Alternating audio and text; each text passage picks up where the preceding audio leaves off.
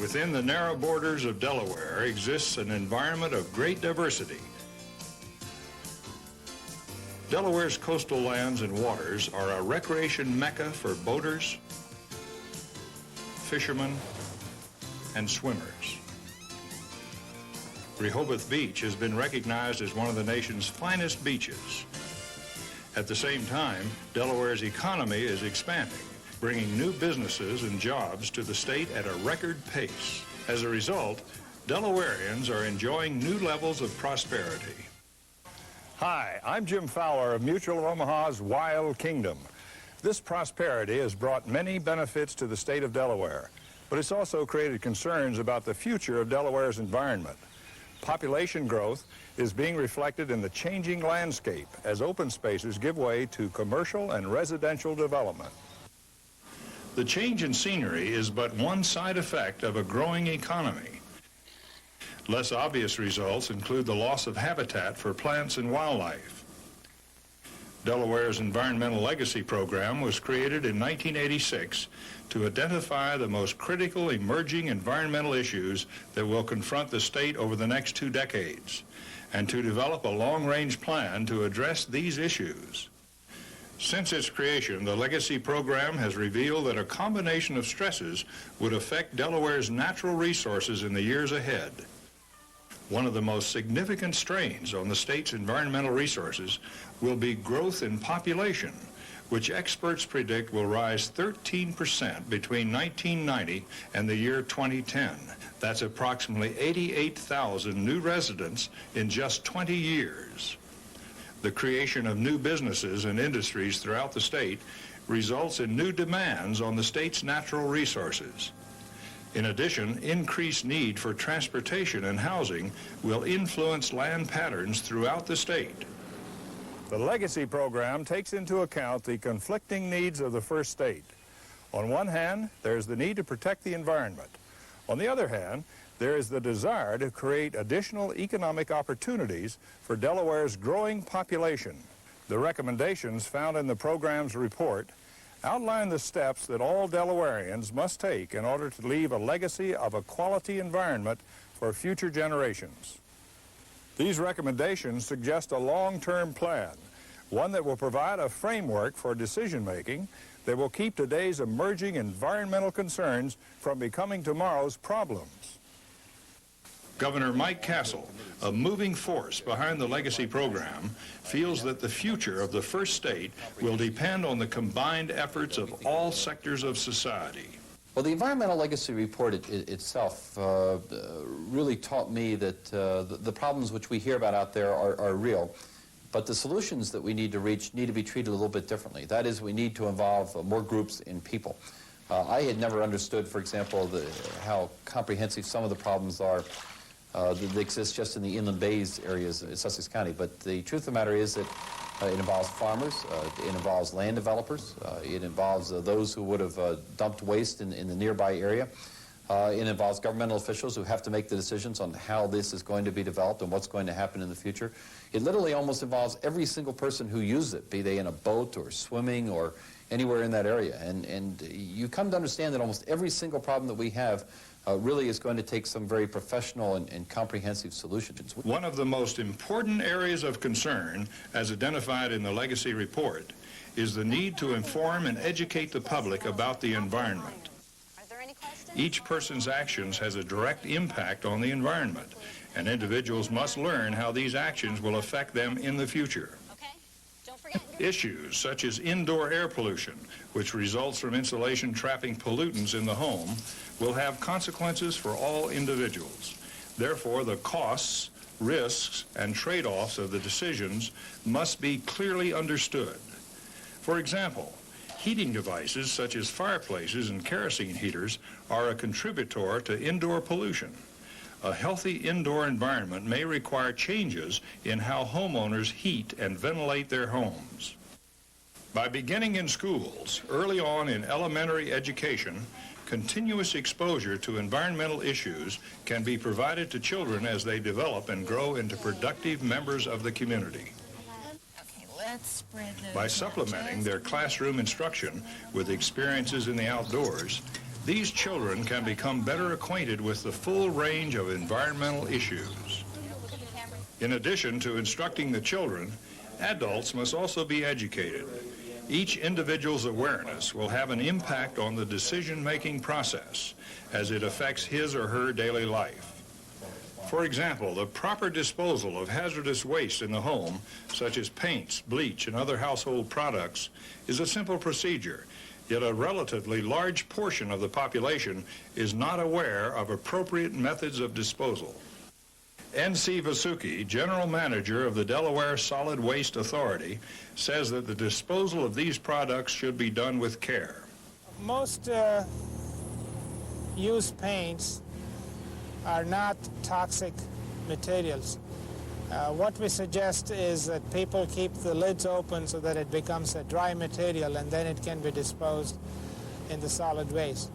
If a paint can is put inside a garbage collection truck, it's compacted and sometimes the material is sprayed all over the place. So by drying up the paint, we can save a lot of problems.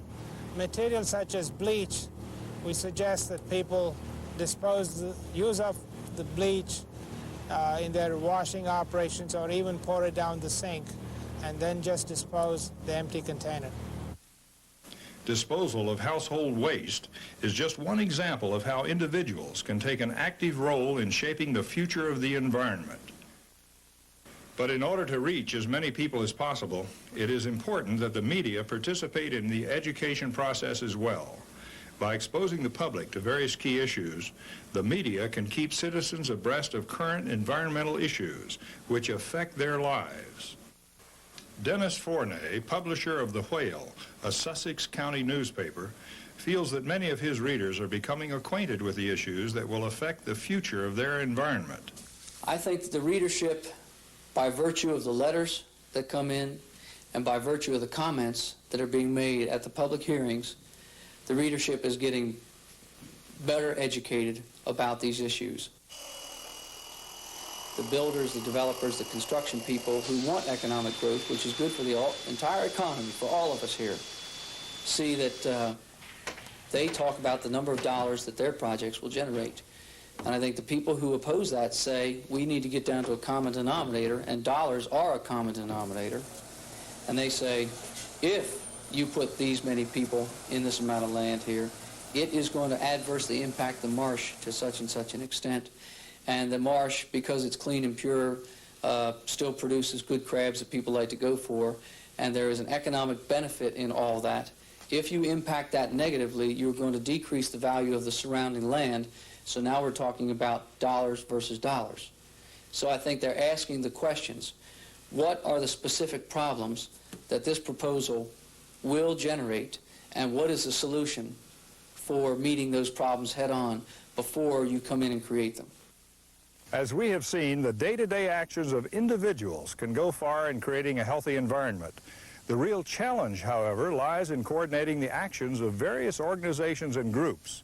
The working relationships among all sectors of government, such as state, county, and local jurisdictions, must be strengthened. This is especially true in areas such as land use planning. Land use planning has been an important subject around here for the last 2 decades, I'd say. There have been efforts at creating a South Coastal Land Use Plan, which is the lower half of the Delaware coastline, the North Coastal Land Use Plan. Consultants have been brought in, people who are recognized as experts in their field, to try to come to grip with this very complex question of how do we best set up our uses of our resources down here and still provide for development so that there are the economic gains to be realized, at the same time not depleting what the natural resources are that make this a valuable place to come to in the first place. But decisions made by government agencies have an impact on all sectors of the community. In Newcastle County, for example, a rise in development has changed the way some farmers earn their living. Ed Williams, a farmer from Hockessin, describes how the family business has diversified in recent years. The value of the land in this area has gone up because of the developments, and that's a good thing and a bad thing. If a lot of farmers don't have any retirement as salary jobs do, and this selling a piece of ground can be his only retirement, really. So that's a good thing in that area, but it brings in the developments, and the proximity of developments is the negative side of it when you're trying to maintain an agricultural area. I think you can still make a living in farming, but you can't do it in the old way, in that you got to get out of this corn, soybean rut. You've got to diversify.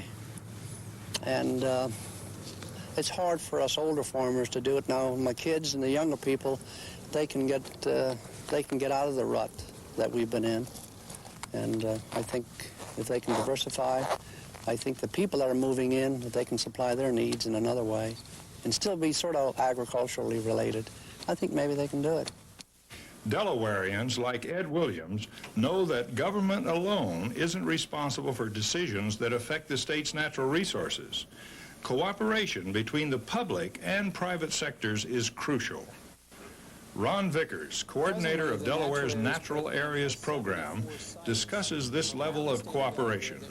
The James Branch Natural Area is a good example of cooperation between public and private interests.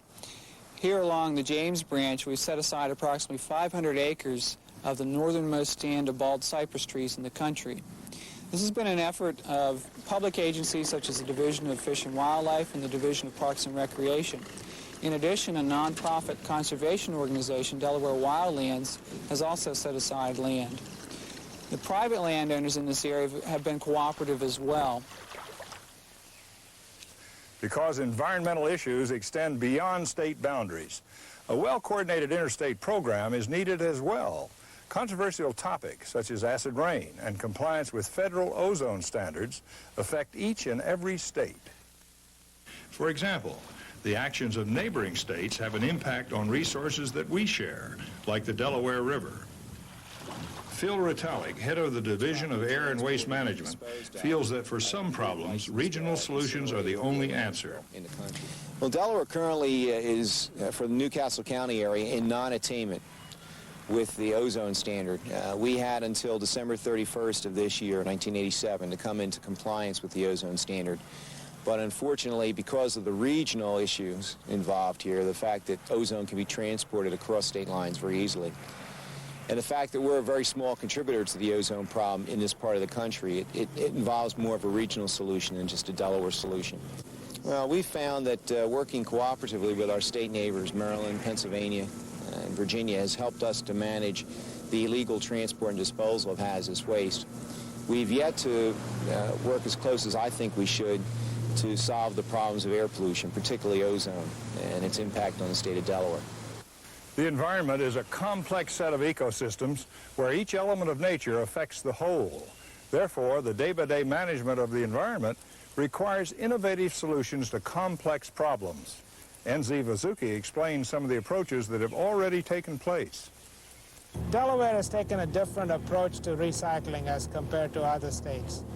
Many states are requiring homeowners to separate garbage after they get home.